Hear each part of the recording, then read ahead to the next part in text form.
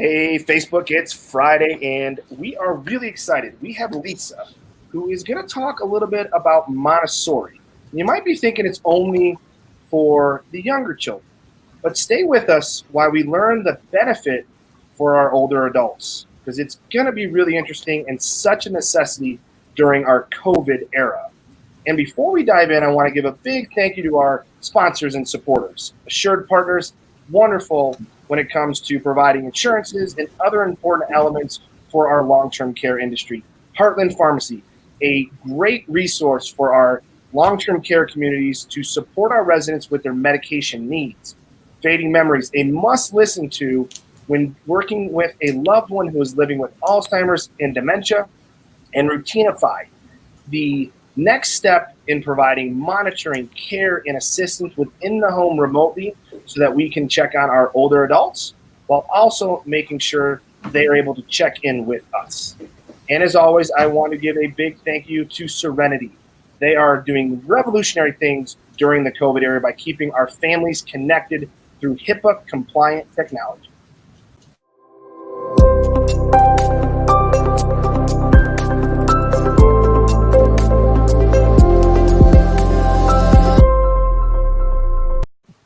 So before we dive in, I want to say a big thank you to Lisa and Kathy. It is amazing to see you as always. It's been a couple weeks, and I know that. I apologize. But with that, I'm going to turn it over to the ever-famous and wonderful Catherine Weiss. Oh, Francis, it's so fun. I miss you, and we haven't had a Facebook Live for at least 2 or 3 weeks now. Yes, I'm pretty excited.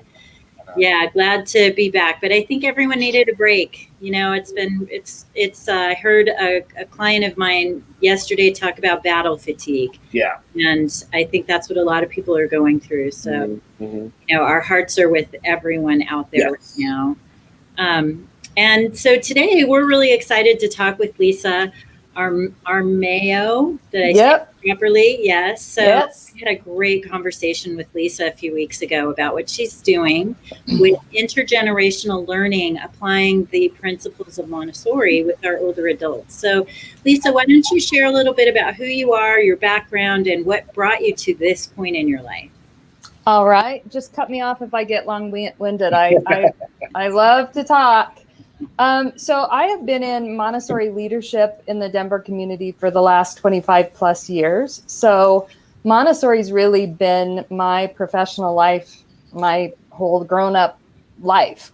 I found Montessori because it's such a respectful way to treat children, and it treats them as individuals. And we really focus in Montessori early childhood on what the children want to do, because when they are doing something that they are excited about doing, they're more engaged and they'll do it for a longer amount of time. They'll do it with more heart, all those things. So fast forward 25 years. Fast forward not quite that far. My mother had a stroke 14 years before she died, and it took away her ability to speak. And she lived in this little silent shell for 14 years. And the only time that I really saw her at peace and when I felt like she was engaging at all was when my children were around. And at that point, my kids were little, like 5 and 8 or something. Anyway, so that was always in my mind, that she was so happy with them and her whole attitude changed with them. And then I was busy in my life and I was doing Montessori leadership, which really takes a lot of time. And somehow about 3 years ago, out of the blue, I truly don't remember how it happened, but I came across a video for an intergenerational learning community in Seattle, Washington, that is a daycare and assisted living long-term facility. They have it all in Seattle. And I flew to Seattle to see it. And they were kind enough to let me spend a whole day there. I was there all day long. And I was not at all familiar with aging adult care or community care or long-term care. I still don't even have all the terms right because it wasn't my thing. I'm an early childhood person. But for some reason, that connection of little children and adults really called to me. So I was in Seattle and I loved the interaction with the generations, but I noticed that even though they built it in a way so that the aging adults that lived there could There were wheelchair ramps. Like, it was totally accessible to the aging adults, but none of them went into the daycare. And I couldn't so when they brought the children to the adults, there was great interaction. I mean, stuff that melted my heart. But the adults never took advantage of the kids being there. They didn't go watch them do art. Anyway, so they allowed me to talk to a lot of the people, and they were like, it's just too loud and too crazy. And I don't, it's too much.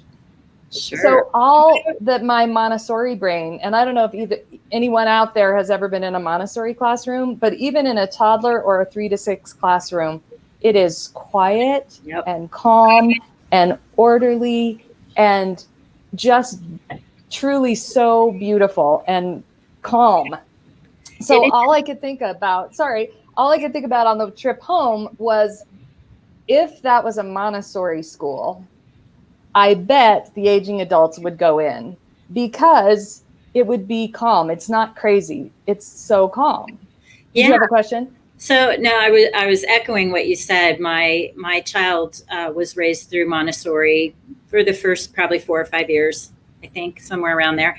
So I know exactly what you're talking about, and the environment matters so much, because it also helps the kids learn when they're a little bit quieter, right? But it's the orderly aspect of it, and what I'm hearing is you came away from that saying, okay, I'm going to run an experiment, kind of. I'm going to test this theory that Montessori activities there would produce a different result for the older adults. Is that right? Well, I really came away from it thinking at first, just to be honest, that all I wanted to do was something intergenerational. Like my focus was really on children and getting children to be with the adults in an environment that the adults would find positive and not chaotic.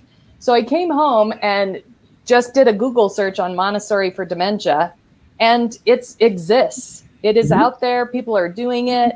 In the UK, in France, in South Africa. I mean, in Australia, it's huge.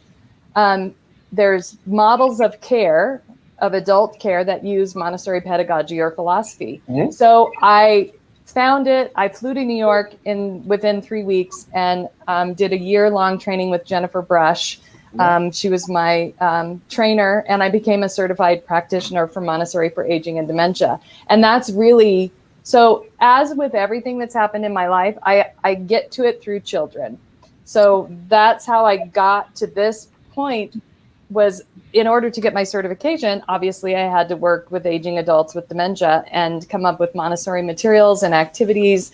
And for all 10 of my clients that I worked with for a whole year, and then I was able to gather the data and document the progress. And it was a great, very busy, but great year.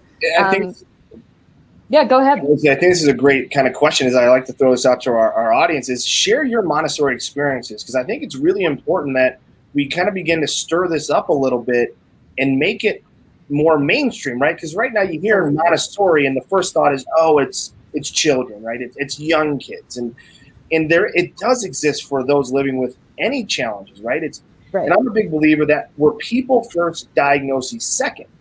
Right? Yeah. So you're a person living with dementia, a person living with X, right? It's not demented person or dementia patient, because that's giving too much credit to the disease itself, right? Yeah. And I think that's what, that's kind of what I want to talk a little more about, is why Montessori? What are the benefits that we have for it when we are talking about someone that might have physical, cognitive challenges and are getting a little older? So what I found with Montessori for aging adults, especially those with memory loss, is so similar to what I found working with children. And I'm not saying in any way that I believe aging adults with dementia, living with dementia, are childlike at all. Of course. That's not what I'm saying. But I am saying that they're human beings with an interest level. It's fascinating. So I always use a story that I am not a group participator. So I would not be down for playing bingo or doing some sort of group activity. I never have been. It's just not who I am. It's not my thing. Right. So if I found myself living with dementia and in group care and the activity was always a group activity, I would feel that would be really hard for me because of who I am now.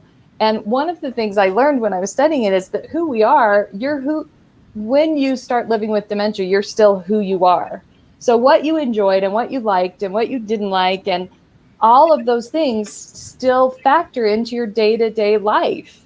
You may not be able to tell us exactly, and you may not even know, but it's true. So when I work with either a facility or more often I find myself working with at-home caregivers, and I ask the question, elaborate what you mean by home caregivers for those that might not know what it means real quick? Sure. So I work mostly with relatives of loved ones that have the responsibility of care for their aging adult living with dementia in like their a home. Family care partner type. Yeah, like family care partners.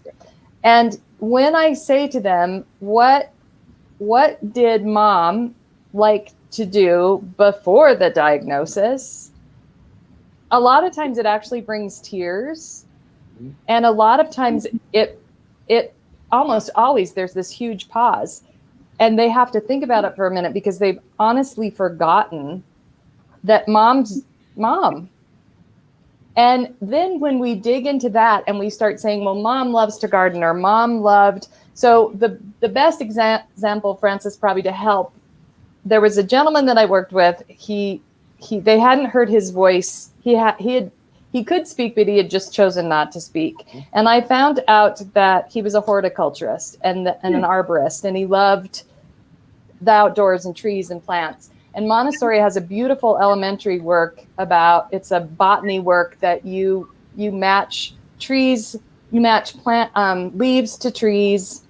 It's just, and everything in Montessori is so beautiful. Like the work is there's no cartoons, like it's real pictures of real trees, like it's just gorgeous. So I made this beautiful work for him and I presented it to him.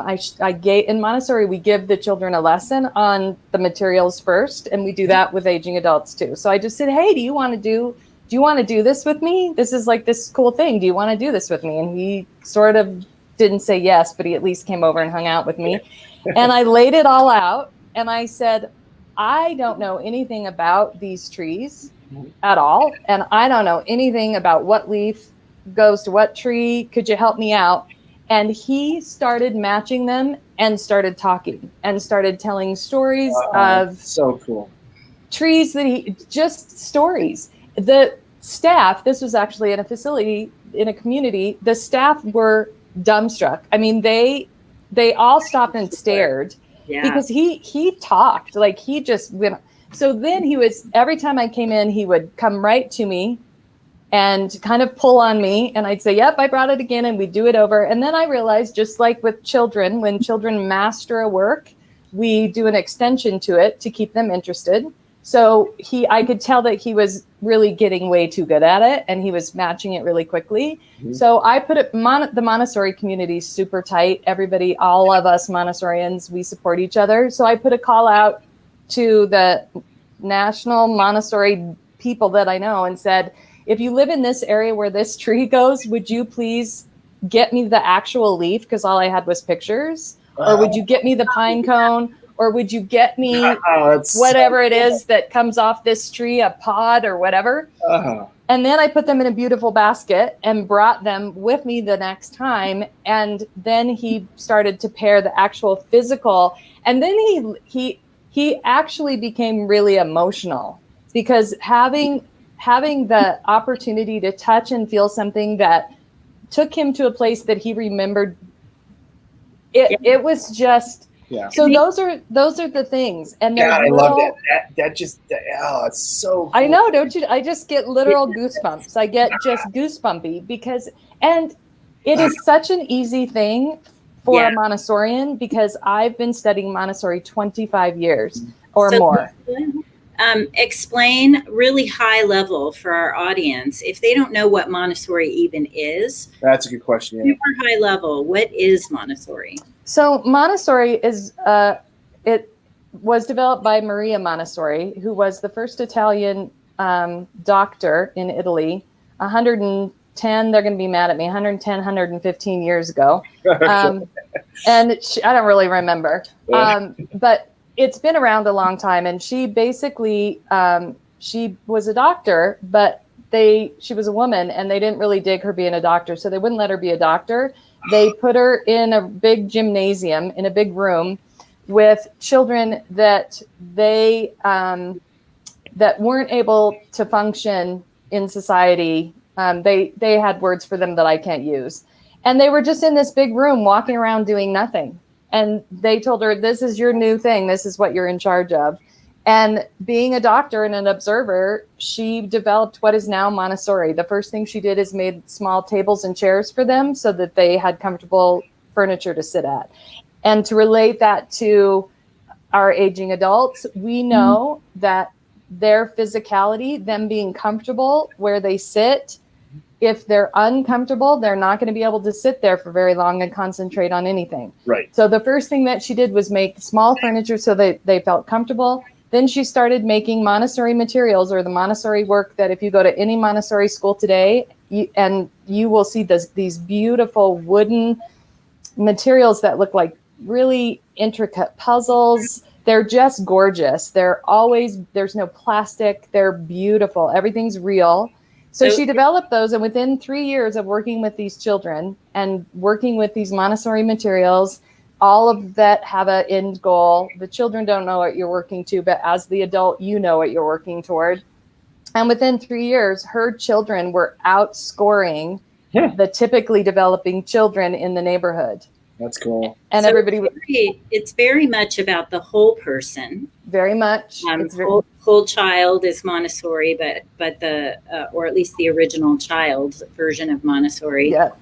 So the whole person, and that's all the senses. It's the comfort of the chairs. It's the tactile. It's the emotional. It's the creating a safe space for them to say, I don't want to do that.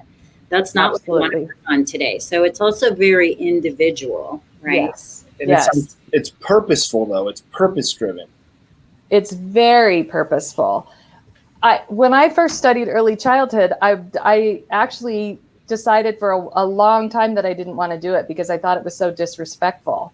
I would be in the environment of a typical childcare center, and it just didn't ring true to me. And when I had my own daughter and found Montessori and saw that she had a voice, she could say yes and no, that she was listened to, that they respected her, that her needs were met in a way that rung true to her, I was like, oh, this is what I have to do. Awesome. Because it is so respectful. And that everything, so 30 years ago, Montessori was something that hardly anybody knew about. And I was out banging on doors telling people Montessori for children is the way to do it. It's respectful. It teaches independence, critical thinking. They understand they understand the need to be part of the greater good. They have a purpose in the classroom. Everybody contributes. We all know that the flowers aren't going to get watered if they don't work together to get them watered. There's just so many things that we do that are beautiful. And I worked for so long, and now I feel like I'm beating the same drum for Montessori for aging. You are. Because it is so similar in that it's respectful, it's individualized, yet it's not isolated. So you're able to be an individual, but it's not isolating. One of the things that I give in care facilities for aging adults, we have a napkin folding work that we do with toddlers in Montessori. And so I bring that work to care facilities. And if I find somebody that's having a hard time joining dinner, like doesn't want to join the group for dinner, back when we could all be in one space having dinner, I would invite her to fold the napkins and lay the napkins out, him or her. And then it becomes purposeful.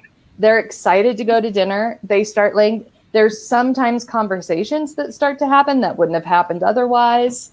It's not the end all be all, but I've seen it. I've seen it make changes. Yeah, it's a technique that gets them engaged and has them feeling purposeful. And that's just for our viewers, that's just one of many, many, many things. So but participating is something we all want. We all want to feel like we're adding value. And I can tell you a lot of our residents, our houses help set the table, and it makes that dining experience so much better. because they feel a part of, they're doing things they've always done, right? Set the table. Right. They've done it for a long, long time. And now all of a sudden when you go somewhere, they're supposed to do everything for you, but they don't want that, nor do our residents need that, or older adults need that. They have to contribute, and they have so much still to contribute, albeit we just might have to listen a little harder or look a little deeper to understanding how to get them to contribute. But they are able to contribute, and that, I think, is something that is lost because we are looking for the fastest, quickest, whatever it may be. So, yeah, and you hit on something, Francis. In Stephen Covey's 7 Habits of Highly Effective People, he talks about being effective over being efficient. Right. And I think many, many times we get in a place of moving fast and trying to be efficient about things. And what we're talking about with Montessori and in aging adults is being more effective with who they are and allowing them to express themselves in a way that they may can't right now. And Lisa, going off of that, I want to dive a little deeper in here. What is, how is this Montessori for aging really having that positive impact? Let's talk about our aging community right now, our aging, long-term care, senior care. How are you seeing this philosophy have a positive impact? And my second thing is more for me is, what about data? Are you guys able to study like a before and after to see a change? Yes. So I personally, that was part of my 2-year certification to become a practitioner, was I had to gather data on all of the people that I worked with.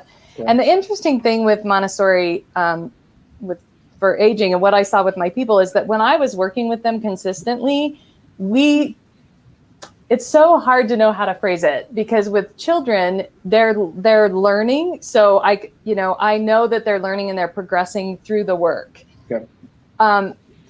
For aging adults with memory loss, it's more like you see glimpses of connectedness more often and for longer periods of time. Bright spots. I call them the bright spots, or the window. Thank you. Yeah, bright you see these. Right. So you see these lovely bright spots that tend to start last. I mean, there were people that when I first started working with them, they would only work with me 3 or 4 minutes. Yep. And by the end, they were working with me at sometimes, 45, 50 minutes, That's which awesome. is just which is incredible. Yeah. So that's really what I saw. And there is data, and I could somehow post it and get the data. I would just be curious, because I see it myself that this stuff works, but I've never had the ability to really kind of dive into the research on it. Feel like, I don't know, it'd just be cool to see. That's kind of all. I could definitely, send it to you, and you can find a way to get it to people, because it is out there. Both the big both AMI and AMS Montessori organizations have done lengthy studies. Dr. Cameron Camp has done some. Dr. Jennifer Brush has done some. So there are some out there. One of the things that Montessori isn't very great at, we're not very assessment based, for the philosophy and pedagogy with children. Those of us who do it know it works, and we see the outcome in the children, and we don't really spend much time proving it to others. And at almost every Montessori convention that I go to, that's always something that we're all talking about, is we have to get better as a Montessori community of showing how amazing what we do is for children and for adults with dementia.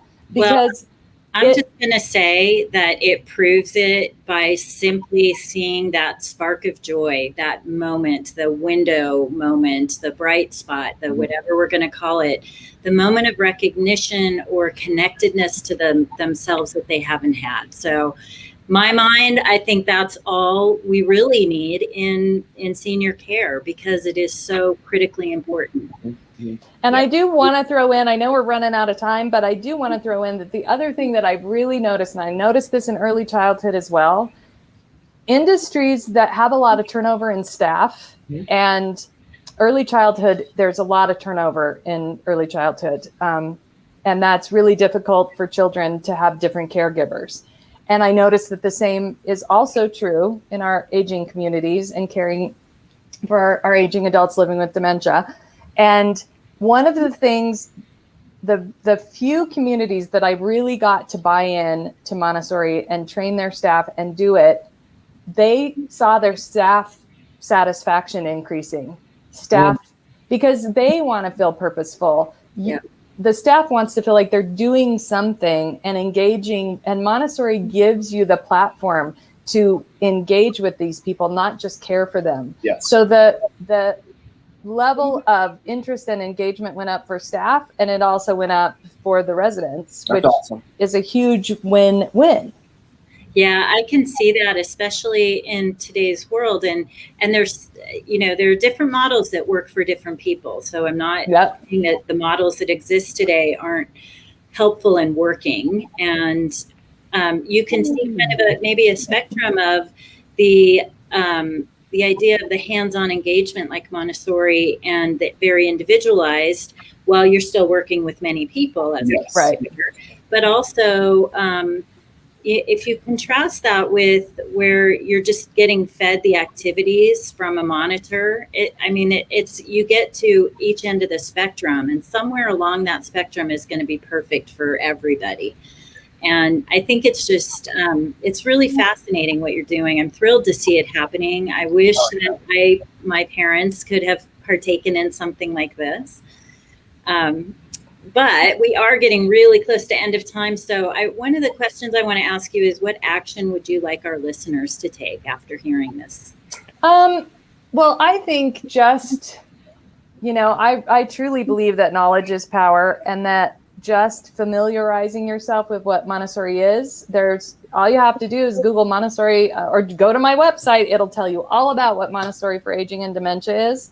I just think we have to be really, one of the things, because of COVID and because of the isolation that people are feeling, I just wish so badly that I would have been able to get out there more before COVID happened, so that people had like toolkits for each individual, so that in their isolated space, they're doing meaningful work. They're doing things that give them purpose, and they don't feel so isolated. So Lisa, I would just invite you to check it out. See what it's about. Yeah. But maybe there's a way to do that now. We should talk offline, but I've got a few ideas for you, because I think there is some opportunity to get those toolkits, because I think we're going to need it.